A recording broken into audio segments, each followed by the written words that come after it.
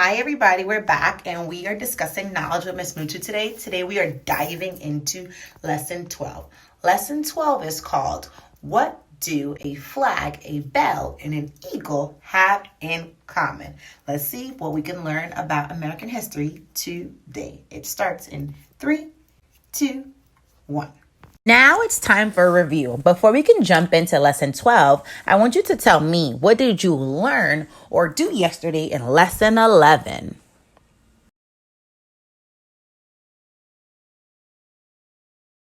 Now we're going to jump in and talk about what we have already learned by focusing on a word that we have been learning and exploring throughout this unit.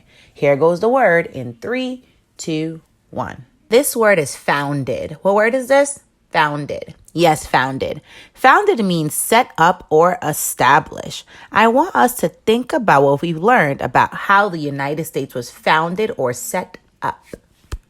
Now, I'm going to bring us back to this image, right? One thing that I remember about how the United States was founded or set up was beginning with the 13 colonies and Great Britain. I remember events like the Boston Tea Party, events like the war, and I also remember different leaders like George Washington and Paul Revere that helped the United States become the United States. So today, in today's read aloud, you will hear more about the United States and how it is today. Here we go. Let's get ready to read. While we're reading, we're going to be listening for important information. Now let's state our purpose for listening. The title of today's read aloud is, What do a flag, bell, and an eagle have in common? What do you think this read aloud is going to be about? I want you to listen carefully to find out if your predictions are correct. Here we go. What do a flag, a bell, and an eagle have in common with each other? All three are symbols of the United States of America. A symbol is a sign that everybody recognizes and stands for something else. What does this symbol stand for? People see a symbol and know what it stands for. For example, does your school have a mascot, logo, or banner? Something that makes you think of your school every time you see it. Many sports teams have symbols. Can you think of any? We have symbols all around us. Before you ever learn to read words, you probably learn to read symbols. Let's find out how a flag, a bell, and an eagle came to be symbols of or represent the United States of America. You already know a little bit about the flag from the legend of Betsy Ross. The flag with its circle of 13 stars was not the first flag to be flown in America. The word stars in this sentence means symbols with 5 or more points. The word stars may also mean objects in space that are made of burning gas and look like points of light in the night sky. During the early days of exploration, flags of many different countries were used to represent land claims. The first official flag of our nation was the one you learned about, flown on Independence Day, July 4th, 1776, and adopted by the Continental Congress a year later on June 14th, 1777. Do you remember what the 13 stars and stripes stand for? Yes, they are symbols for the 13 colonies that became 13 states. As the country grew, more states were added. With each new state, a new star was added to the flag. Pretty soon, there were too many stars to fit in a circle, so the patterns changed over the years. Now, we have 50 states and 50 stars arranged in rows, still in a blue background like the original flag. The same 13 red and white stripes remain as reminders of the original 13 colonies. How many of those 13 colonies can you name? June 14th is National Flag Day in the United States, but our flag is flown every day all across America, from the Atlantic to the Pacific Ocean, as a symbol of the land of freedom. It is pretty easy to understand how the stars and stripes become a symbol for our nation. But what about the bell? The Liberty Bell, another well-known symbol, is actually older than the United States itself. You learned that liberty is another word for freedom. But why do you think this bell was chosen as a symbol of freedom? In 1751, the mostly copper bell was made in Great Britain and shipped to Philadelphia, where it was rung to call people to meetings in the town square. According to the legend, the Liberty Bell may have been rung from the State House steeple after the Declaration of Independence was first read in July of 1776. But we don't know for sure. During the Revolution, the colonists feared that the British might melt down the bell for cannonballs. So it was moved and hidden in a town north of Philadelphia until the war ended. Over the years, the bell cracked and was repaired several times. It was rung for the last time on George Washington's birthday in 1846, when it cracked beyond repair. Today, the bell sits outside Independence Hall in Philadelphia. It is only about 3 feet tall, but it weighs as much as a hippopotamus. If you visit the Liberty Bell, be sure to look for the words of freedom taken from the Bible and written on its sides. Proclaim liberty throughout all the land and unto all the inhabitants thereof. So we have a flag and a bell. The third symbol is a bald eagle, a large bird of prey with a white head and tail, found only in North America. Who chose the American bald eagle as a symbol of our country? To find out, we must return once more to our friends Thomas Jefferson and Benjamin Franklin. What do you see in this picture? When the Second Continental Congress met and declared independence from Great Britain, they also declared that they needed an official seal. A seal is an official image or mark. A seal is also a symbol. Benjamin Franklin, Thomas Jefferson, and John Adams met to design the seal. They talked about using an eagle on the seal, but Franklin said, No, I do not agree. I think that a turkey will be a much better symbol for our country than an eagle. Why do you think Franklin wanted to use the turkey as a symbol for our country? As there was not much time, the men only agreed on part of the seal that year. A statement that read, E pluribus unum, which in Latin means out of many, one. They chose this saying because they were making one nation out of many separate states. It was not until 6 years later, in 1782, that the bald eagle, a symbol of long life, strength, and freedom, was officially added to the seal. On the seal, the eagle holds an olive branch for peace in one of its talons. In the other, it grips a bundle of 13 arrows, symbolizing the power of war. Covering its breast is a shield of red and white stripes, and around its head, a crest with 13 stars. Why do you think there are 13 arrows and 13 stars on the seal? If you look carefully, you might be able to read the words written on the scroll in its bill, E pluribus unum, out of many, one.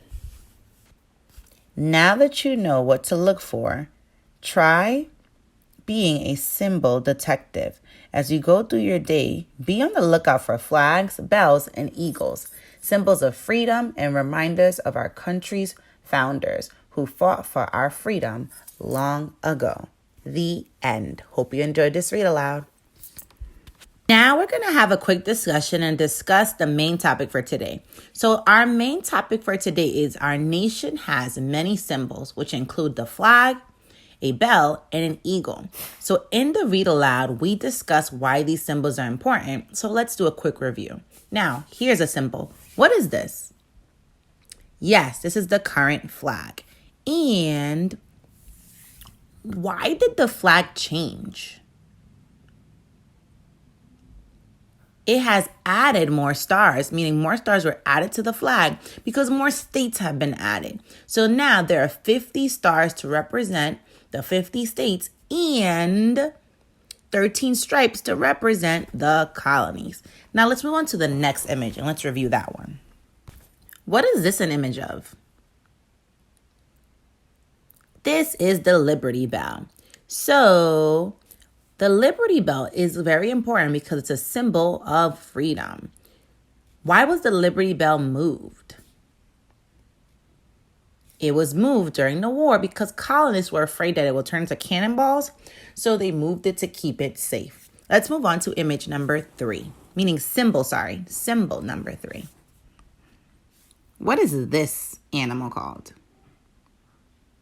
Yes, this is a bald eagle, and it's our last symbol that we use in the United States of America to symbolize hope and freedom. You did a really good job reviewing the symbols with me. I want you to remember that word symbol because it's going to come up in 3, 2, 1. In this read aloud you heard, all 3 are symbols of the United States of America. Say the word symbols with me. Symbols. One more time. Symbols. Yes, symbols. Symbols are images used to represent something else. Letters of the alphabet are symbols of the sound we use to speak. Can you tell me about a symbol that you've seen? Use the word symbol in a sentence when you describe it. For example, you can say blank are symbols for, or blank is a symbol for. I have an example.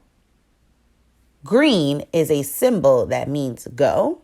Red is a symbol that means stop. And yellow is a symbol that means slow down on a traffic light. What word have we been talking about again? Yes, the word is symbol. Now it's time for a quick activity. I want you to choose one of the nation symbols that you learned about today that is your favorite. I want you to use the word symbol when you describe it or talk about why this is your favorite symbol. Now I'm going to share the symbol that I think is the favorite. Here you go. Here's my favorite symbol that we learned today.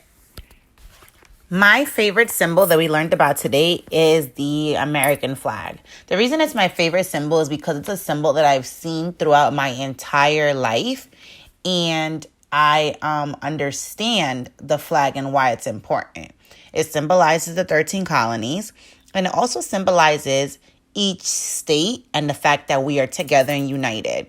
So the flag, through its stripes, its stars, and even like the blue box that has all the stars, just shows everyone being united. So it's a symbol that represents unity and us being together. So that's why it's my favorite. I feel like we should all work for a team, and we are a community.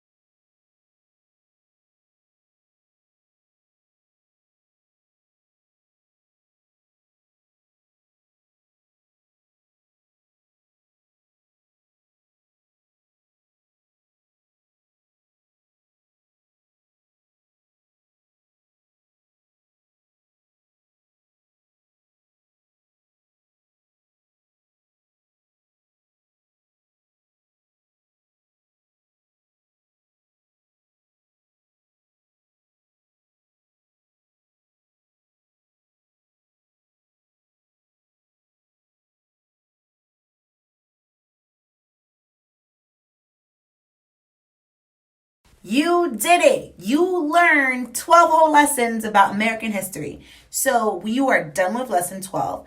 I want you to write those 1 to 3 sentences about something that you learned and then upload to Class Dojo. See you tomorrow for the review.